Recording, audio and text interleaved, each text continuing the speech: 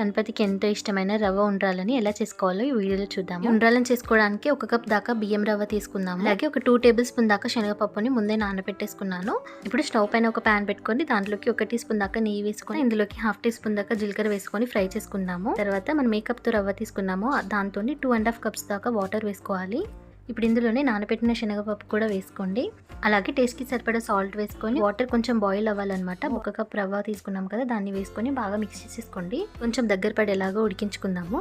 చూడండి, ఈ కన్సిస్టెన్సీ వచ్చినప్పుడు ఇప్పుడు మూత పెట్టేసుకొని ఒక 2 మినిట్స్ పాటు మళ్ళీ కుక్ చేసుకోవాలి. మూత తీసి చూస్తే మన రవ్వ అనేది చక్కగా ఉడికిపోయింది అనమాట. ఇప్పుడు ఒకసారి మిక్స్ చేసుకొని స్టవ్ ఆఫ్ చేసేసుకొని దీన్ని చల్లారనిద్దాము. కొంచెం వేడిగా ఉన్నప్పుడే లడ్డూస్ అనేది చేసుకోవాలన్నమాట.